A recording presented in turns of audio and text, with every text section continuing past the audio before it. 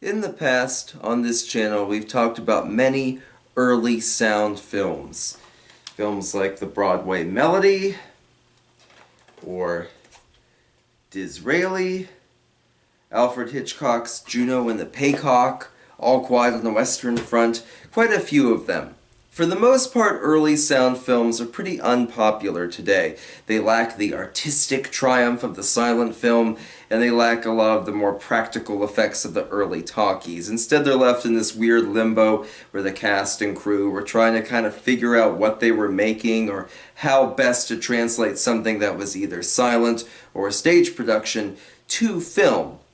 That brings us to the Marx Brothers 1929 film, The Coconuts, their debut movie. The Coconuts was based on a wildly successful play that the Marx Brothers were starring in, and in typical 1929 fashion, some studio executives said, you know what we need to do? Film the play. And indeed, like many other early talkies, that's precisely what happened. The Coconuts suffers from quite a few of the early talkies' flaws.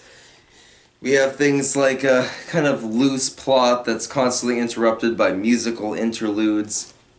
But at the same time, we have things that are kind of ahead of their time. The Coconuts' biggest strength is the Marx Brothers themselves, who actually, kind of translated their stage productions to film very easily and very naturally. It's kind of surprising how well the Marx Brothers adapted to screen acting with, a very natural performance. And all four of them, granted Zeppo has very little to do, but all four of them come off as pretty modern and pretty fluid, as opposed to something like Disraeli where people are still screaming their lines and playing to the back row and gesturing. The Marx Brothers just go through it as they probably would a Broadway production of the Coconuts, and that's precisely what's needed in this film. The supporting cast is pretty strong too. Margaret Dumont, of course the Marx Brothers' main female foil, makes her debut here. She again translates her stage performances to screen very easily and very fluidly. We have Kay Francis, today best remembered from movies like Trouble in Paradise. She plays the femme fatale in this film. Her performance, though small, is pretty good. And I like the fact that they paired her with Cyril Ring. Ring never became a big star. Most of his performances are bit parts, supporting roles. But he's quite good as the villain. I kind of wish he was given more to do. And of course Basil Ruysdael, a frequent star of John Ford movies.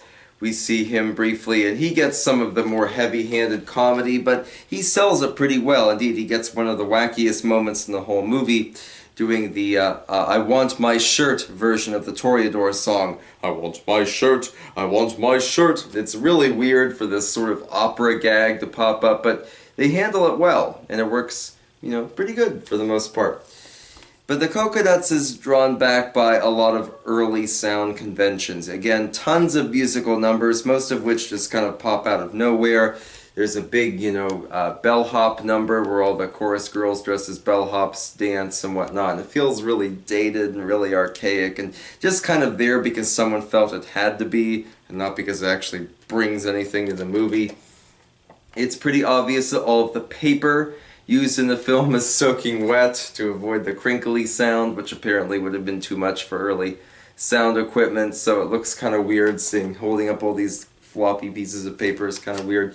But that being said, the Marx Brothers themselves carry the movie. The Why a Duck routine remains perhaps one of the most remembered and most quoted Marx Brothers films of all time.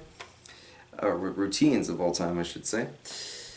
And of course, The Coconuts has been remastered as best as possible for things like this Blu-ray set, but at the same time, it's pretty obvious it's been pieced together from, pieces of various copies that have been floating around for years. The sound and picture quality change quite a bit from scene to scene.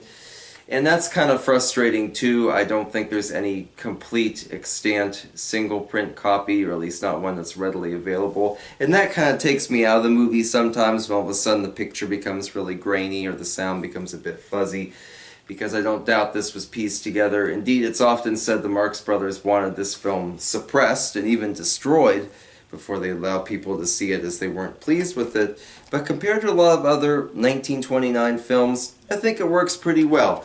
Worth seeing, if not just for the brothers themselves. If you can look past some of the dated stuff and Oscar Shaw and Mary Eaton taking up inordinate amounts of time singing some Irving Berlin love ballads that, despite the fact that Irving Berlin is an amazing songwriter, some of his songs that didn't catch on, you can find a lot to enjoy here. So, at the end of the day, the Coconuts, it's a time capsule, it's a relic, but there is stuff to enjoy in it. And I think if you're willing to look at the Marx Brothers routines and at their chemistry, you can have a good enough time with it.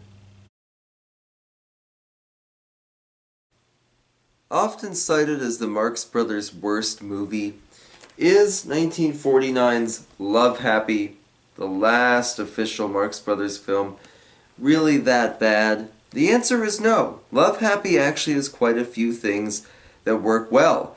It's Harpo-centric, which is unusual for a Marx Brothers film, but Harpo is more than capable of carrying a narrative film himself, that kind of thing.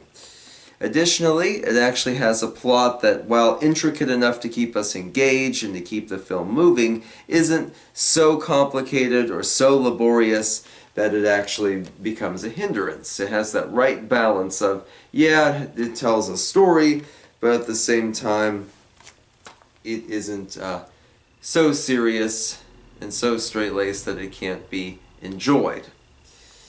Love Happy also has some fun musical numbers, notably the Who Stole the Jam song, as well as Gypsy Love Song, which last appeared in The Coconuts, their first film from 1929, redone here with Chico and Leon Belasco on violin. Makes for a really fun interlude, honestly one of the best Marx Brothers instrumental musical moments in their entire filmography.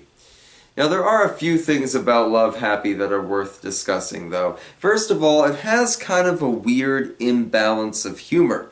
We see some very juvenile jokes, like Harpo keeping a pet penguin, that kind of thing, and his very sort of innocent crush on Vera Ellen, playing our female lead. But at the same time, it also has some surprisingly risque adult humor, notably the scene where Iona Massey, as our femme fatale, attempts to seduce him, to the point even where the cleavage on her dress is blacked out, and it becomes, just through sound effects and Harpo's reaction, very obvious what he's thinking and what's going on. Additionally, many home video releases, particularly older ones, such as this VHS tape, heavily push Marilyn Monroe's involvement, and that really isn't fair to the film, because Marilyn Monroe only has a tiny walk-on role where she talks to Groucho and a couple co-stars, including Eric Blore. It's not a major co-starring part by any means. Saying the Marx Brothers and Marilyn Monroe is kind of a misnomer. So if you come in looking for an early film of Marilyn's, you're going to be pretty disappointed, as she just has one small scene. Groucho has some good stuff to work with, but he doesn't interact very much with his brothers. Of course, this was due to the kind of unusual nature of the film. It kept changing around as production went underway, and indeed, apparently it started as a Harpo solo vehicle and gradually seemed to evolve into something a little more intricate. I will say this DVD release with the restored version is much more enjoyable than the older VHS releases, as many of the missing scenes were reinstated. So, things that we missed out on, like why Harpo is all wet during the torture scene on the original video, that is explained here. We have the scene of him being tortured in the washing machine by Raymond Burr, of all people, and Bruce Gordon in his film debut. Love Happy is a fun supporting cast too. Again, Iona Massey is kind of comic femme fatale. Vera Ellen, her Sadie Thompson number is a little over the top, but for the most part she's pretty good in it. You know, Melville Cooper, great British character actor. Raymond Burr, of course, in an early film. However, the one exception to that is Paul Valentine, my pick for the worst Marx Brothers juvenile romantic male lead. He is awful in all of his scenes. Thankfully, he's not in it very much, but not a huge fan of his performance, and he is so bad he drags the movie down. Additionally, it doesn't have a super conclusive ending. I can kind of see why people might be frustrated by Love Happy a little bit, because although it's telling this story, it kind of just ends after a while, and after a long sort of character comic chase through various advertisements, which no doubt were helped to fund the film. It's interesting, it's silly, it's got a few really good parts. If you want something a little more conventional than kind of a plotless Marx Brothers romp, then Love Happy's probably the way to go. But at the end of the day, I get a lot of the criticisms directed towards it. If you're looking for a Marx Brothers film where they function as a team, this one is not the movie for you. Granted, it is better than their, I guess, technical last film, The Story of Mankind. I have a whole video on that.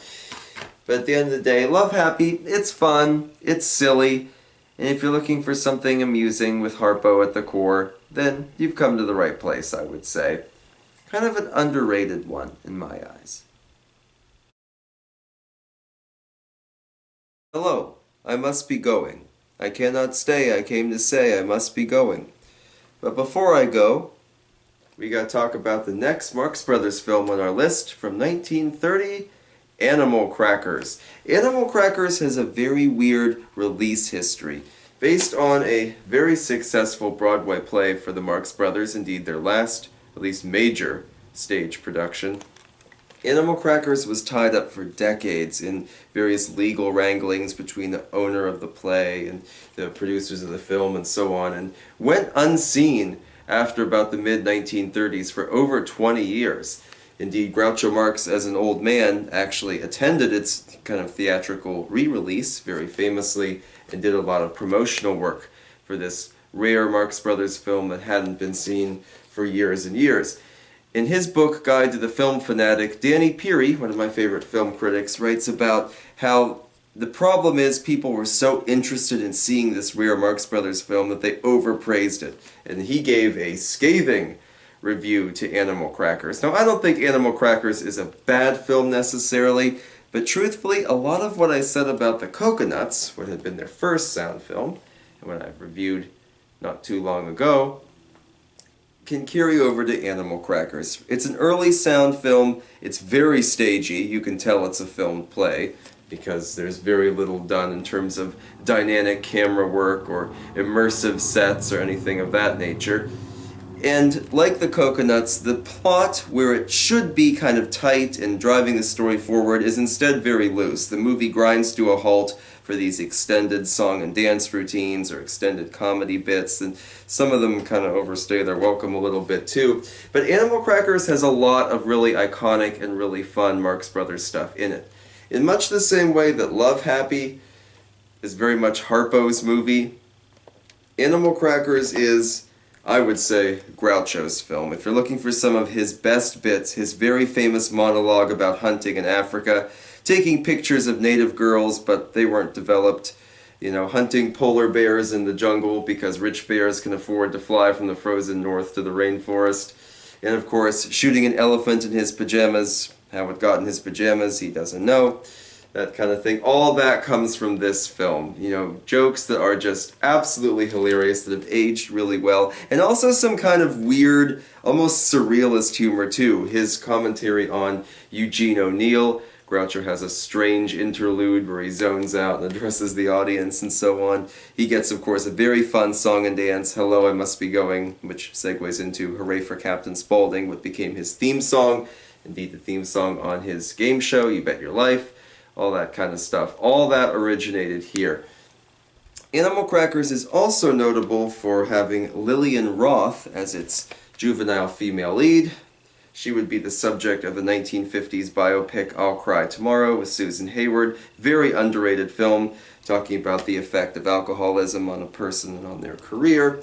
It's nice to see her here, though, and you wouldn't think she was a struggling young actress who had an alcohol addiction either. She's really buoyant and bouncy and fun in this, and there is a decent supporting cast, too. I said this about the Coconuts when I reviewed it, and I'll say it again here for Animal Crackers. For the most part, the Marx Brothers and a lot of their co-stars translate themselves from stage to screen really well. And Animal Crackers, although it does have an extreme staginess to it, for the most part, I think the cast sells it. It even had several actors reprising their roles from the stage, besides the Marx Brothers, of course, Robert Gregg, Margaret Irving, Margaret Dumont, several people coming from the play into the film. And that adds kind of some authenticity to it, I think. But Animal Crackers, not everything is a winner, of course. The songs go on for quite a long time. Again, the plot involving a stolen painting is basically irrelevant, but it feels like it should be important. I don't know. It's not balanced well. One more very important thing about Animal Crackers is its censorship and then its restoration. For many years, all the copies of the film, be they on VHS or DVD, used really beat-up, edited prints. Prints that had been released in the mid-1930s when the film was reissued to theaters, and a lot of the more objectionable material was cut. Weirdly, not everything. I would argue they left some of the dirtiest jokes in the film, but maybe they just didn't realize that they were dirty jokes. But we get a lot of cuts, notably a line from the song Hooray for Captain Spaulding is cut out, which leads to this weird jump cut right in the middle of Groucho's dance and so on.